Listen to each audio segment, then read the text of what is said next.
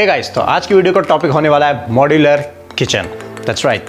अब इसके अंदर मैं आपको क्या क्या बताने वाला हूँ। सबसे पहले और जो सबसे ज़रूरी कि इसकी कॉस्टिंग आप बिना किसी को कॉल किए खुद कैसे निकाल सकते हैं, और दूसरा मार्केट में इसके क्या रेट चलते हैं। तीसरा, अगर आपने देखा होगा कि जो नॉर्मल कारपेंटर से आप किचन बनवाते हो और जो मॉड्यूलर किचन बनवाते हो, इन दोनों में फ़र्क क्या होता है, और मॉड्यूलर किचन नॉर्मल किचन से इतनी महंगी क्यों होती है। और वीडियो को पूरी ज़रूर देखना, क्योंकि आज की वीडियो में मैं कुछ इतने इंपॉर्टेंट पॉइंट्स बताऊंगा एंड में आपको, या बीच में कहीं भी बता दूंगा। वो इतने इंपॉर्टेंट पॉइंट्स हैं कि आप मार्केट में जाओगे ना, तो मार्केट में स्कैम करने के लिए ना दुनिया रेडी बैठी है। हर चीज़ में, हर फील्ड में। अगर आप देख सकते हो कोरोना के टाइम पे भी जो रेमडेसिविर हमारा इंजेक्शन है वो भी नकली बना के बेचा जा रहा है। तो मार्केट में तो आपको कभी भी स्कैम करने के लिए, चीट करने के लिए लोग रेडी रहते हैं। तो वीडियो को पूरा देखना। तो आइए वीडियो को शुरू करते हैं। नमस्कार दोस्तों, स्वागत है मेरे चैनल इंटीरियर कोच पे, और मैं हूं आपका interior coach and interior building consultant Manish Sehrawat. तो सबसे पहले जो हमारा पॉइंट आता है कि नॉर्मल किचन और मॉड्यूलर किचन, इन दोनों में फ़र्क क्या है, ये इतनी महंगी क्यों होती है।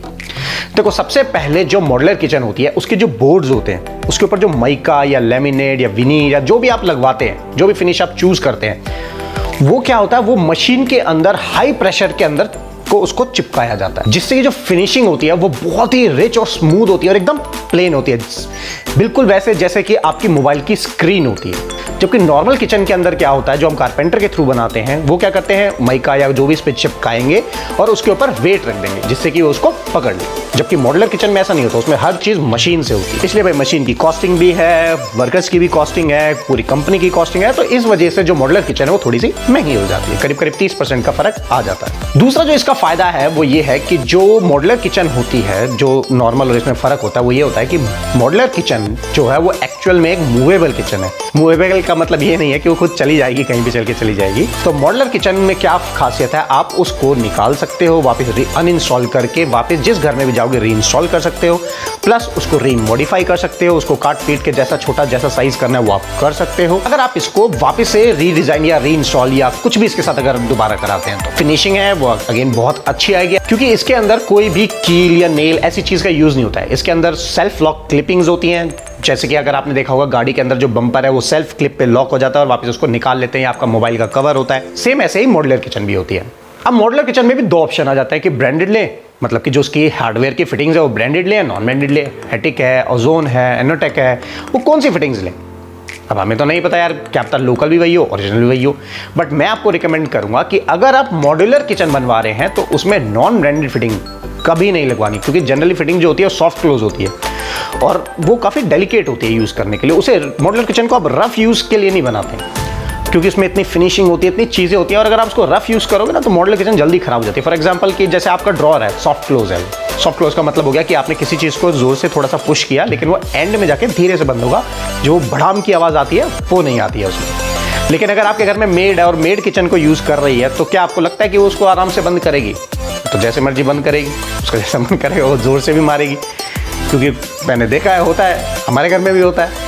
तो फिर सेम ऐसे ही कबर्ड्स में हो जाता है। अगर कबर्ड है आपकी, कभी लड़ाई झगड़ा हो गया या कुछ हो गया या आपको गुस्सा आ रहा है और आपने जोर से कबर्ड को बंद किया, तो अगेन सॉफ्ट क्लोज की एक लिमिट होती है कि उसको किस स्पीड तक वो उसको धीरे करेगा।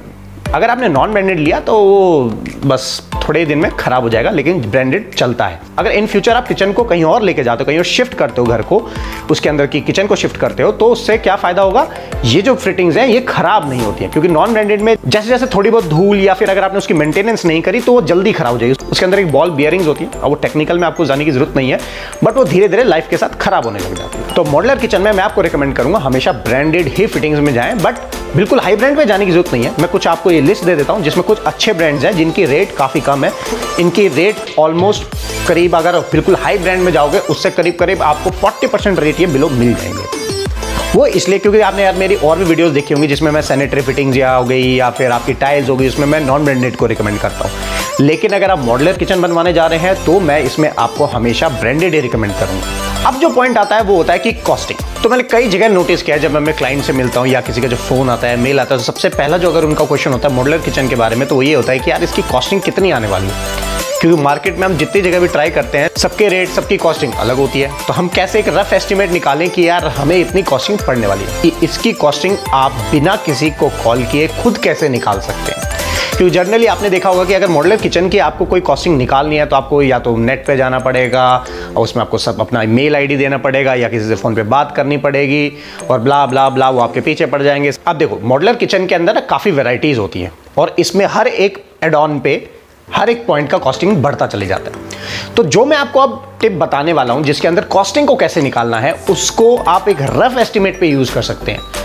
इसको आप एग्जैक्ट एस्टिमेट लेके नहीं चलेंगे, क्योंकि मॉड्यूलर किचन की जो कॉस्टिंग है वो डिपेंड करती है कि उसमें कितने ड्रॉर्स बनने वाले हैं या कितने कॉर्नर्स आने वाले हैं, उसमें पल्ले कितने होंगे, मतलब कि शटर्स कितने होंगे, उसमें कोई ग्लास की प्रोफाइल है या नहीं है। तो जो मैं आपको रेट बताऊंगा जिसके अंदर ऑन एन एवरेज 5 से 7 ड्रॉर्स हो सकते हैं, 2 शटर्स हो सकते हैं, काउंटर जो अबव काउंटर होता है जिसमें 2 या 3 आप ग्लास के शटर ले सकते हैं, ये कॉस्टिंग उसकी एक ऑन एन एवरेज होगी। और इसी पे ही यहाँ पे जो आपके साथ मार्केट में स्कैम होता है वो भी मैं आगे आपको बताने वाला हूँ, तो एंड तक देखना। और साथ कहता है अगर यार तुम्हें वीडियो अच्छी लग रही है तो प्लीज लाइक कीजिए, सब्सक्राइब कीजिए, क्योंकि यार वीडियो बनाने में बहुत मेहनत लगती है, बहुत टाइम लगता है। तो एक छोटा सा यार लाइक सब्सक्राइब कमेंट तो आप कर सकते हो, तो यार मुझे थोड़ा अच्छा लगेगा, मुझे सपोर्ट मिलेगा कि यार जो चीज़ मैं आप लोगों को बता रहा हूँ आप तक पहुंच रहा है, आपको अच्छा लग रहा है, तभी मेरे को पता चलेगा। तो कमेंट जरूर करो। तो अब मैं आपको बताऊंगा कि वो कॉस्टिंग कैसे निकालनी है। देखो सबसे पहले तो आपको सिंपल एक फंडा रखना है, length into height. For an example 10 foot ले लिया और 3 फुट हाइट ले ली, तो 10 इंटू 3 वो हुआ टोटल 30 स्क्वायर फीट और इंटू रेट। अब मैं आपको बताता हूँ कॉस्टिंग के बारे में कि किस किस मटेरियल पे कैसे कैसे रेट बढ़ता चले जाता है। तो सबसे पहले मैं आपको कॉस्टिंग बताता हूँ लेमिनेट की, मतलब कि सनमाइका की, और मैट फिनिश में, क्योंकि जैसे इसमें फिनिश भी चेंज होगी तो उसके रेट भी चेंज होंगे। तो जनरल जो मार्केट में ज़्यादातर चलते हैं मैं उसके बता देता हूँ। तो अगर लेमिनेट में मैट फिनिश कैटेगरी में हम जाएंगे तो उसका जो रेट होगा वो करीब 1700 रुपये पर स्क्वायर फीट से चालू हो जाएगा। लेकिन अगेन मैं इसमें जो सारी चीज़ बताऊंगा वो ब्रांडेड में बताऊंगा। फॉर एग्जांपल जो माइका होगी इसमें वो सेंचुरी की होगी या मरीनो की होगी या हाई ब्रांड जो इस लेवल के ब्रांड है उसकी होगी। जो फिटिंग्स है वो हेटिक हो सकता है, ओजोन हो सकता है, और भी जो फिटिंग्स है जो मैंने आपको बताई है वो हो सकती है। दूसरा होता है हाई ग्लॉस फिनिश। तो हाई ग्लॉस जो है वो इसमें जो इसका रेंज आ जाएगी वो जो स्टार्टिंग होगी वो होगी करीब 1770 से लेके 1800 के बीच में, मतलब 30-40 रुपए का ऊपर नीचे कर सकते हैं, क्योंकि उसमें थोड़े से मेटलिक डिजाइन भी आते हैं, तो 30 रुपए में ऊपर नीचे हो सकता है।